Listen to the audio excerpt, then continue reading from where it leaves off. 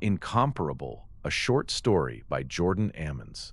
The first artillery shell struck just beyond the eastern trench at 0437. The explosion lit the horizon in a violent orange flash, followed by a concussion that rolled across the earth like thunder.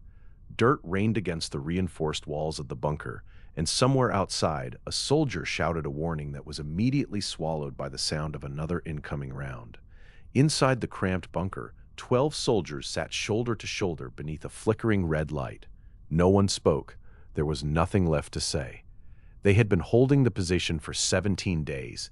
17 days of cold meals, broken sleep, artillery fire, casualty reports, and radio transmissions announcing that reinforcements were still somewhere beyond the horizon. The enemy knew they were exhausted.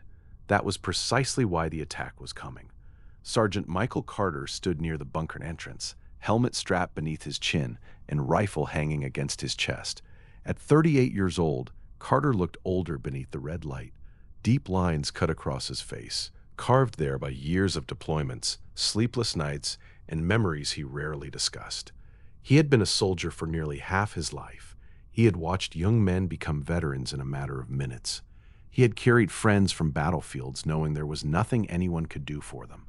He had written letters to families. He had stood beneath folded flags, and somehow, after everything, he was still here. Another explosion shook dust from the ceiling. Private Daniel Brooks glanced toward Carter. Brooks was 20 years old and had been assigned to the squad only 3 months earlier. He tried hard to hide his fear, but Carter could see it in the way the young soldier repeatedly adjusted the strap on his helmet. "Sergeant?" Carter looked at him. Brooks hesitated. "You think they're coming?" Carter listened. Beyond the artillery came something else. Machine gun fire, closer than before. He checked his watch. "They're already coming." The bunker became silent again.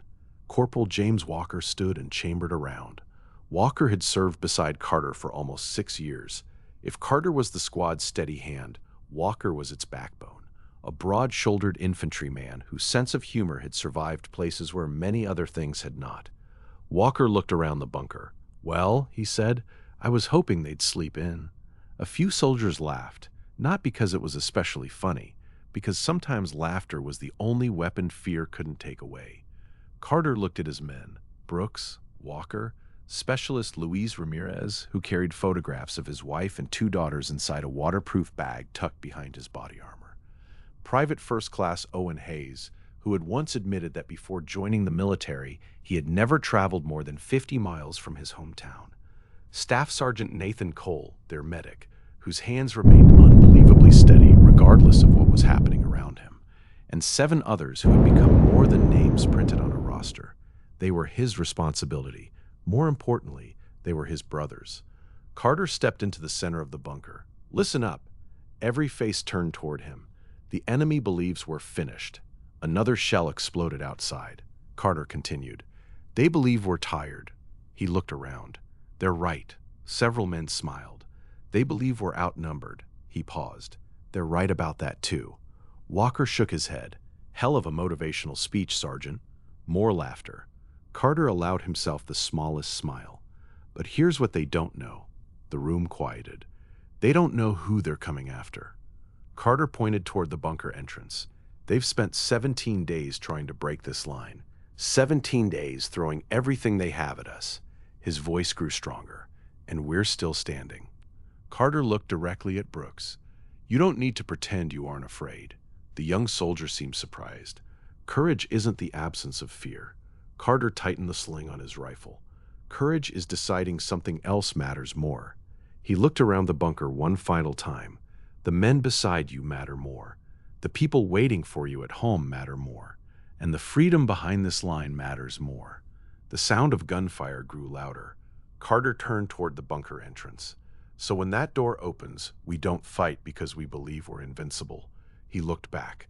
"We fight because the man beside us is depending on us." Walker raised his rifle. "Now that's a speech." Carter opened the bunker door.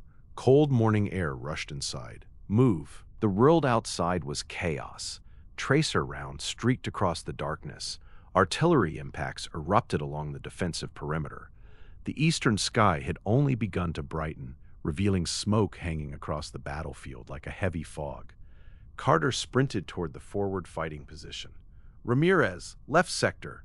Moving. Hayes, ammo point. Got it. Cole, stay behind the first line.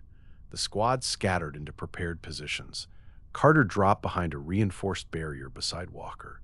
Through the smoke, dark figures moved across the field. Hundreds of them. Walker stared. That's a lot of people. Carter raised his rifle. Then don't waste ammunition. The first enemy troops emerged from the smoke. Carter fired. The battle erupted. For the next several minutes, time ceased to exist. There were only commands, movement, noise, the deafening rhythm of rifles, the concussion of grenades, the sharp crack of rounds striking concrete. Carter moved constantly between positions, shouting orders and directing fire. Shift left. Watch the ridge. Ramirez, you're exposed. Brooks, stay down. Brooks ducked just as rounds struck the wall above him. His breathing became frantic. Sergeant! Carter crawled toward him. I can't. Yes, you can. Brooks shook his head. They're everywhere. Carter grabbed the front of his vest. Look at me. Brooks did. Forget the battlefield. Carter pointed toward Walker's position. See Walker? Brooks nodded. See Ramirez? Another nod. That's your world right now. Carter released him. Protect them. Brooks swallowed, then raised his rifle. Yes, Sergeant. Carter moved away. Sometimes leadership was not inspiring thousands of people. Sometimes it was simply convincing one frightened young soldier that he could survive the next 30 seconds. By sunrise, the enemy had reached the outer defensive line. The squad had already been fighting for more than 2 hours. A radio operator ran toward Carter. Sergeant, command says the northern position collapsed. Carter's stomach tightened. How long until they reinforce us? The operator hesitated. Carter already knew the answer. They can't. Walker heard him. Of course they can't. The radio operator continued. Command says we have authorization to withdraw. Carter looked toward the rear. Behind their position stood a narrow valley leading toward several villages and a larger military installation. If the enemy broke through here, there would be almost nothing between them and thousands of civilians evacuating farther west. How long until the civilians are clear? Maybe 4 hours? Carter stared at the battlefield. 4 hours. Their ammunition would never last 4 hours. Maybe they wouldn't either. Walker stepped beside him. You thinking what I'm thinking? Carter nodded. We hold. The radio operator looked stunned. Sergeant, command authorized withdrawal. I heard you. Carter keyed the radio. Command, this is Raven 2-1. Static, then a voice. Raven 2-1, send. What's the status of civilian evacuation? Approximately 3 hours, possibly 4. Carter looked at his soldiers. Understood. He took a breath. Raven 2-1 will maintain position. Silence followed. Raven 2-1, be advised, withdrawal is authorized. I understand. Another pause. Sergeant Carter. The voice on the radio became quieter. You don't have to stay. Carter looked across the valley behind them. Yes, we do. He released the radio. Walker looked at him. Always wanted to see what 4 hours felt like. Carter checked his magazine. Today might be your lucky day. By noon, the battlefield barely resembled the place they had defended that morning. Smoke covered everything. Cratered earth replaced roads. Entire defensive positions had disappeared beneath rubble. The squad had been forced back twice, but the line remained intact. Ramirez crawled toward Carter, carrying the squad's remaining ammunition. This is it. Carter looked inside. Not enough. How much? Maybe 20 minutes if they hit us hard. Walker leaned against the wall nearby. Then let's hope they suddenly discover patience. A massive explosion struck 50 meters away. Walker looked toward it. Never mind. Carter keyed his radio. Command, Raven 2-1. Status? Static answered. Command? Nothing. Their communications tower had been damaged earlier. Carter looked toward Cole. How are we doing? Cole didn't answer immediately. That told Carter enough. 2 seriously wounded, 3 walking wounded. And us? Cole looked around. Everyone's exhausted. So nothing new. Cole almost smiled. No, Sergeant. Carter walked down the line. His soldiers looked different now. Their uniforms were covered in dirt. Their faces were blackened by smoke. Bandages wrapped arms, hands, and foreheads. Yet whenever Carter passed, each soldier straightened slightly. He stopped beside Brooks. The young soldier's hands were no longer shaking. "You doing all right?" Brooks nodded. "Protect the man beside me." Carter smiled. "Exactly." A distant rumbling began. Everyone heard it. Walker looked over the wall. "You've got to be kidding me." Across the battlefield, enemy forces were assembling again, larger than before. Carter climbed onto the firing step. The soldiers gathered around. Nobody needed to be told what was happening. Carter looked at each of them. There was no grand speech this time, no dramatic words. They were beyond speeches. "Check your ammunition." Magazines clicked. "Check the man beside you." Soldiers inspected one another's equipment. Carter loaded his final magazine. Then he said something quietly. "Whatever happens next, it's been an honor." Walker stared at him. "Oh, absolutely not." Carter raised an eyebrow. Walker shook his head. "You're not giving us one of those farewell speeches." A few soldiers laughed. Walker pointed across the battlefield.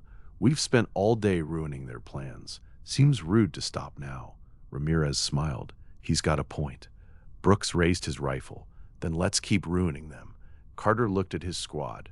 Bruised, exhausted, afraid, unbroken. He nodded. "Positions." The enemy attacked. The battlefield exploded once again. Carter fired until his rifle clicked empty. He reloaded, fired again. Walker shouted from the right side, "Movement near the wall!" Brooks shifted positions. "I've got it." Ramirez dragged ammunition toward Hayes. Cole treated a wounded soldier while rounds struck around him. Everyone moved as though connected by something invisible. Nobody fought alone. When one position weakened, another strengthened it. When one soldier stumbled, someone pulled him back up. When fear appeared, someone else replaced it with courage. Minutes became an hour became 2. Then something changed. The gunfire began to slow. Carter noticed first. He raised his head cautiously. Across the battlefield, enemy forces were withdrawing. At first, he assumed they were regrouping. Then he saw vehicles turning east, soldiers retreating. The attack was collapsing. Walker stood. "Are they?" Ramirez stared. "They're leaving." Nobody celebrated yet. They had learned not to trust silence. Then a sound came from behind them. Engines, dozens of them. Carter turned. Armored vehicles appeared along the western road. Friendly markings, reinforcements. For several seconds, nobody moved. Then Brooks began laughing. Not quietly, not politely. He fell backward against the wall and laughed until tears rolled through the dirt on his face. Walker raised both arms. "About damn time!" Soldiers shouted. Some hugged, some sat silently. Others simply stared at the approaching vehicles. Carter lowered his rifle. For the first time in 17 days, he allowed himself to believe they might actually survive. 3 days later, Sergeant Carter stood outside a field hospital watching the sunrise. His left arm rested in a sling. A bandage wrapped his forehead. Behind him, the survivors of his squad were scattered among recovery tents. They had held the line. The civilian evacuation had been completed. Thousands had escaped through the valley. The enemy offensive had stalled. Newspaper reporters were already calling the defense heroic. Command wanted photographs. There were rumors of medals. Carter wanted none of it. Walker approached carrying 2 cups of coffee. "At least I think this is coffee." Carter accepted one. "Thanks." Walker stood beside him. For a moment, neither spoke. Finally, Walker said, "You know they're calling us heroes." "I heard." "You going to tell them they're wrong?" Carter drank the coffee. "Probably." Walker smiled. "Knew it." Carter looked toward the hospital tents. What happened out there wasn't one person. No, it wasn't even 12. Walker listened. It was every medic who treated us, every driver bringing ammunition, every civilian who kept moving west, every soldier who held another position we couldn't see. Carter stared toward the rising sun. People always want one name for courage. He shook his head. "That's not how it works." Walker nodded. They stood quietly. Then Brooks emerged from the hospital tent. His arm was bandaged, but he wore an enormous grin. "Sergeant!" Carter looked over. "Morning, Brooks." The young soldier approached. "I wanted to tell you something." "Go ahead." Brooks hesitated. Back in the bunker, before everything started, He looked toward the ground. "I thought I was going to run." Carter said nothing. "I was terrified." "You should have been." Brooks looked surprised. Carter continued. "Only fools aren't afraid when people are trying to kill them." Brooks gave a nervous laugh. "But I didn't run." "No." "You know why?" Carter looked at him. Brooks glanced toward the hospital where the other members of the squad were recovering. "Because they didn't." Carter smiled. Brooks finally understood.